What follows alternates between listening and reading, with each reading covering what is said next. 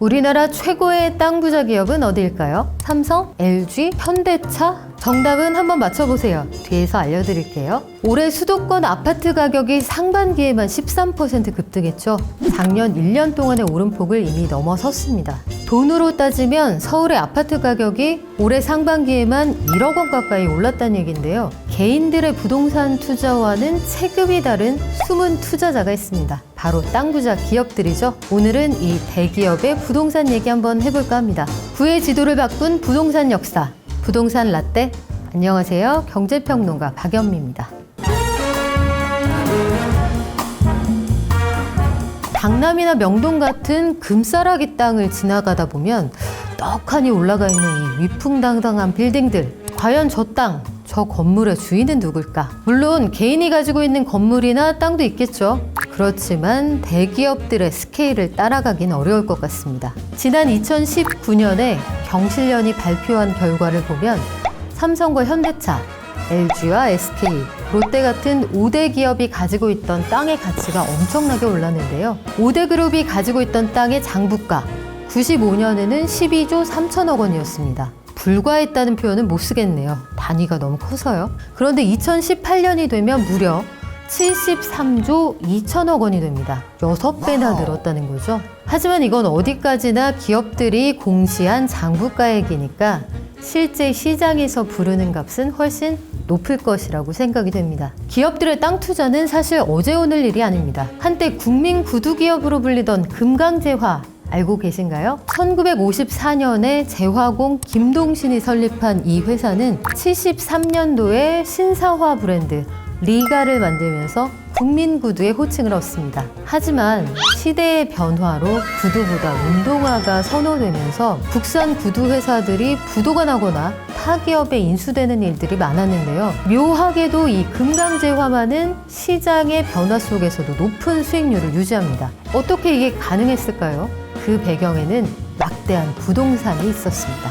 금강재화는 사업이 번창하자 부동산에 눈을 돌립니다. 서울의 금싸라기 땅들을 꾸준히 사들이는데요. 현재 금강재화는 임대 사업만으로도 막대한 이익을 얻고 있습니다.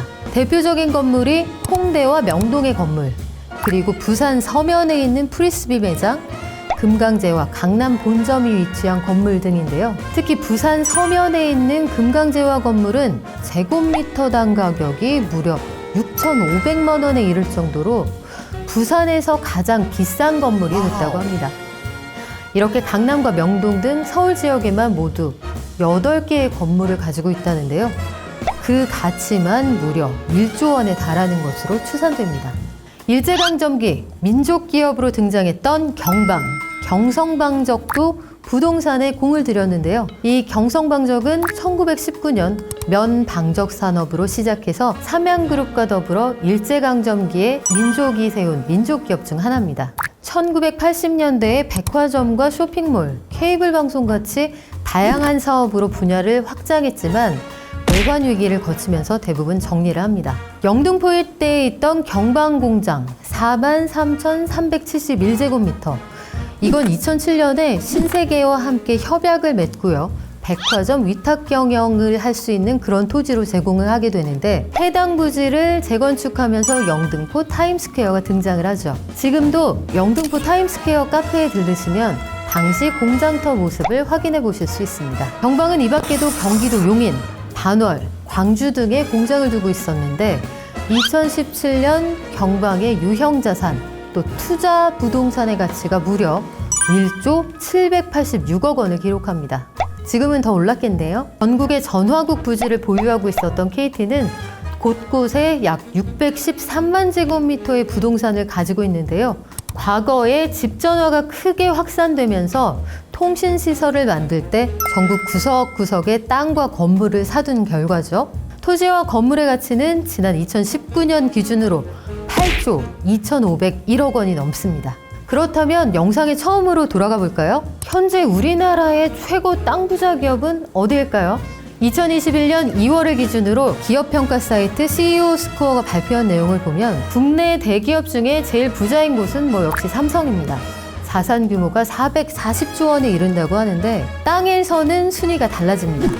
삼성이 아닌 현대차 그룹이 토지만큼은 1등이라는 결과가 나왔는데요. 2017년 말 기준으로 현대차 그룹의 토지 자산이 24조 7천억 원입니다. 16조 2천억 원어치를 갖고 있는 삼성보다 조 단위로 크게 앞서가고 있네요. 현대차의 토지 자산 어떻게 그렇게 늘어났을까요? 현대차 그룹이 부동산을 크게 늘린 계기가 있었죠. 강남구 삼성동 일대에 옛 한전 부지를 매입한 일입니다.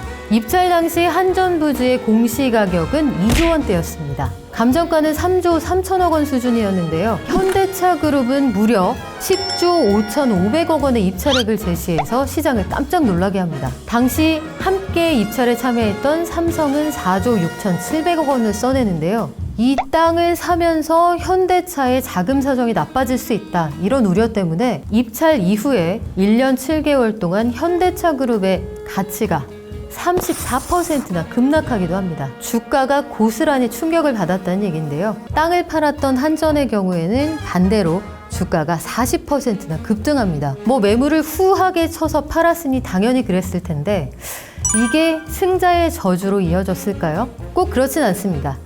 그 땅이 부동산 가격 상승으로 가치가 급상승하게 되면서 적게 잡아도 11조 원, 많이 잡으면 22조 원까지 가치가 있는 걸로 평가가 되거든요.